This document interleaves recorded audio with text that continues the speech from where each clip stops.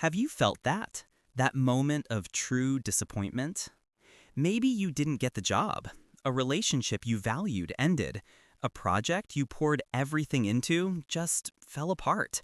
It's a feeling that can stop you in your tracks. It's like the floor just disappears, and you're left feeling stuck, maybe even hopeless. It's a deep, disheartening sense of futility. But what if you could understand what's happening inside your brain in that exact moment? What if that feeling of being let down is actually a signal, one you can learn to use?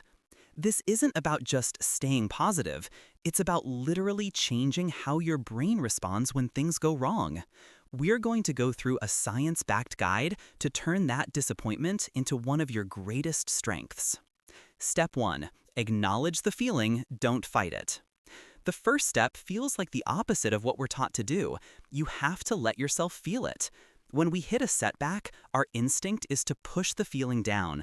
But the science is clear. Suppressing that emotion doesn't work. It just makes the recovery harder and can even increase the physiological stress response. A technique called affect labeling shows us why. Simply putting your feelings into words, saying to yourself, "This hurts," or "This is a moment of suffering," has a powerful effect. Neuroimaging studies show that this simple act of naming the emotion can reduce activity in the amygdala, your brain's emotional alarm system. It activates a region called the right ventral lateral prefrontal cortex, which helps regulate emotional responses. So instead of getting stuck, the feeling can be processed. Mentally strong people don't ignore their feelings, but they don't drown in them either. They feel them, they label them, and then they can move forward. Step 2. Reframe the narrative with a growth mindset. Once you've acknowledged the feeling, the next step is to change the story you're telling yourself. This is a powerful technique called cognitive reframing. The story you build around a disappointment is what determines its real impact on you. This is where the work of psychologist Carol Dweck on the growth mindset is so important. A growth mindset is the belief that your abilities can be developed through dedication and effort, a concept supported by the science of neuroplasticity, the brain's ability to form new connections. Instead of seeing a setback as a final judgment, you see it as information. You start to ask, "What can I learn from this?" That simple question is a cognitive reframing tool.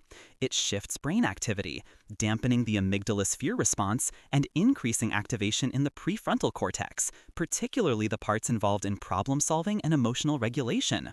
You're not pretending the setback didn't happen, you're choosing to find the lesson inside of it, which can increase levels of neurotransmitters like dopamine and serotonin, contributing to a more positive emotional state. You're rewiring your brain to see a challenge as an opportunity, not a threat. If you feel like this guide to rewiring your thinking is helpful, take a moment to subscribe. We're all about using science to build a better life, and hitting that button helps us get these tools to more people who might need them. Step 3. Practice response flexibility.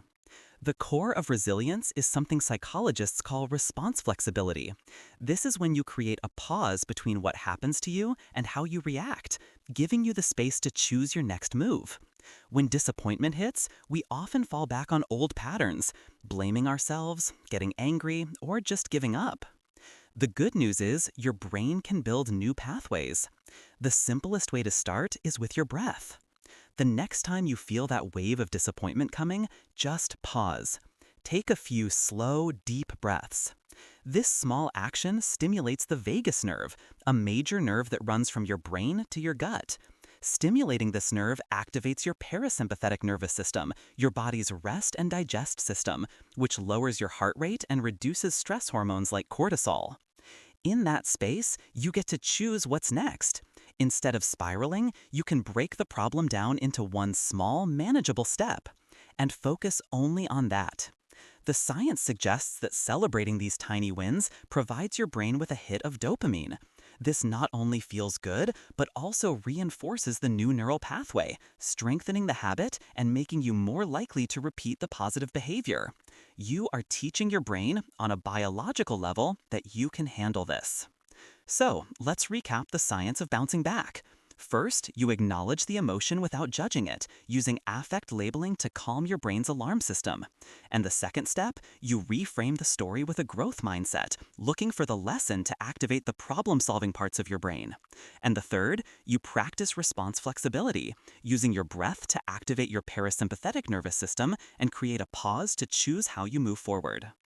Building resilience isn't about never feeling disappointed. That's impossible. It's about navigating it with skill.